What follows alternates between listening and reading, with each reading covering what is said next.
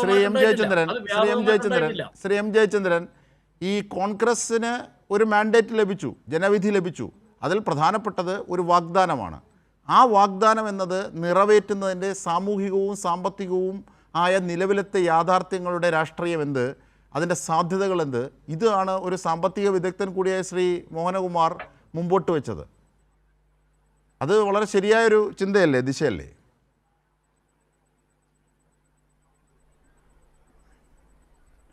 നിശ്ചയമായും അത് പ്രധാനപ്പെട്ടൊരു സംഗതി തന്നെയാണ്. ഇതിപ്പോൾ പിന്നെ ഈ കഴിഞ്ഞ സർക്കാർ, ഇപ്പോൾ അധികാരത്തിൽ നിന്ന് പുറത്തുപോയ സർക്കാർ അഴിമതിയും ധൂർത്തുമാണ് കാണിച്ചത് എന്ന് ശ്രീ സി പി രാജശേഖരൻ പറയുമ്പോൾ പിന്നെ എന്താണ് അഴിമതി, എന്താണ് ധൂർത്ത് എന്ന് ചൂണ്ടിക്കാണിക്കാനുള്ള മിനിമം ഉത്തരവാദിത്വം അദ്ദേഹം പിന്നെ കൈയൊഴിഞ്ഞിട്ടാണ് ഇങ്ങനെ വെറുതെ കൊട്ടത്താപ്പിന് ആരോപണം ഉന്നയിക്കുന്നത്. അതവിടെ നിൽക്കട്ടെ, ഞാൻ ആ കാര്യത്തിലേക്ക് പോകാനല്ല ചുരുങ്ങിയ സമയം വിനിയോഗിക്കുന്നത്.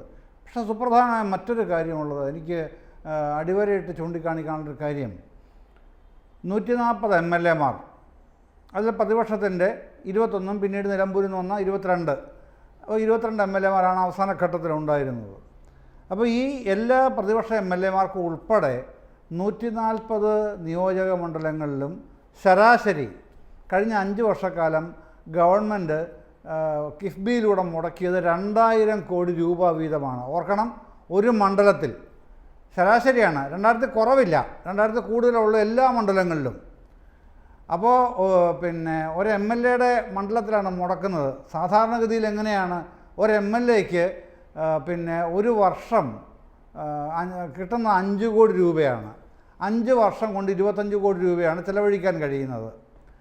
ഇവിടെ അതിന് പകരം ഓഫ് ബഡ്ജറ്റ് ബോറോയിങ് ആയിട്ട് കിഫ്ബി എന്ന ഒരു പുതിയ സംവിധാനം തന്നെ ഉണ്ടാക്കിക്കൊണ്ട് ഓരോ MLA-മാരുടെയും മണ്ഡലങ്ങളിൽ ശരാശരി 2000 കോടി രൂപയുടെ വികസന പ്രവർത്തനം നടത്തിയ ചരിത്രമാണ് കഴിഞ്ഞ 5 വർഷക്കാലം മുമ്പിലുള്ളത്. എന്താണ് പുതിയ ഗവൺമെൻറ് സമീപനം ഇക്കാര്യത്തിൽ എന്താണ്? ഇതാണ് താങ്കൾ ചുരുക്കത്തിൽ ചോദിച്ചത്, അജിംഷാദ് ചോദിച്ചത്. പക്ഷേ അതിന് മറുപടിയില്ല. അതൊക്കെ ധവളവത്തം ഇറക്കിക്കൊള്ളാം എന്നാണ് പറയേണ്ടത്. അതിന് പിന്നെ കിഫ്ബി നിങ്ങൾക്ക് വേണ്ടല്ലോ, UDF-ന് വേണ്ടല്ലോ. അപ്പോൾ എന്താണ് ബദൽ മാർഗം? നിങ്ങളുടെ പ്രകടന പത്രികയിൽ ഒന്നും കണ്ടില്ല. അങ്ങനൊരു ബദൽ മാർഗം നിങ്ങൾ ആലോചിക്കുന്നതായിട്ടോ ഞങ്ങൾ പിന്നീട് പറയുമെന്ന് പോലുമോ നിങ്ങളുടെ പ്രകടന പത്രികയിൽ, UDF-ൻ്റെ പ്രകടന പത്രികയിൽ തെരഞ്ഞെടുപ്പ് കാലത്ത് കണ്ടില്ല. അപ്പോൾ ഗവൺമെൻറ് വന്ന സ്ഥിതിക്ക് ഒരു നിലപാട് സ്വീകരിക്കണമല്ലോ. ഇപ്പോൾ പിന്നെ ശ്രീ മോഹൻകുമാർ പറഞ്ഞതുപോലെ 2.38% നമ്മുടെ പിന്നെ വിഹിതം വർദ്ധിച്ചിട്ടുണ്ട് കേന്ദ്രം തരേണ്ടത്. അപ്പോൾ അതുകൊണ്ട് വരുന്ന കുറച്ച് സാമ്പത്തിക നേട്ടങ്ങൾ ഉണ്ടാകും.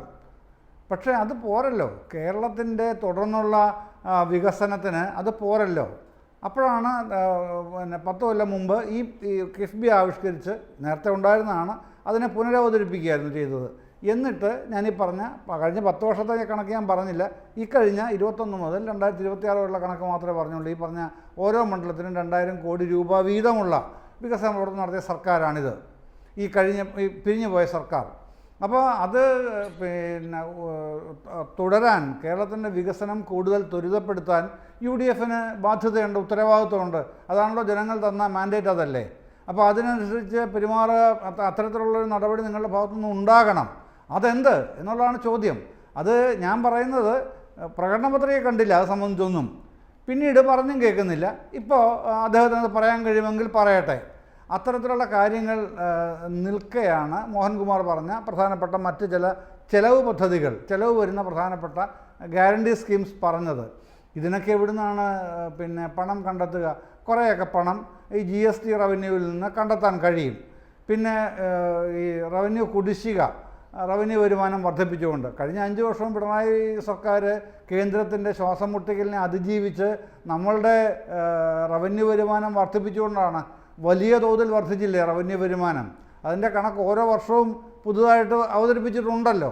അപ്പോൾ ആ തരത്തിൽ മുമ്പോട്ട് പോകുന്ന ഒരു സാമ്പത്തിക നിലപാടാണോ UDF-നുള്ളത്, അതോ മറ്റെന്തെങ്കിലും പുതിയ പദ്ധതികളാണോ UDF-നുള്ളത്? ഇത്തരം കാര്യങ്ങളാണ് ഈ ചർച്ചയിൽ വരേണ്ട കാതലായ വിഷയം എന്നാണ് ഞാൻ കരുതുന്നത്. തീർച്ചയായും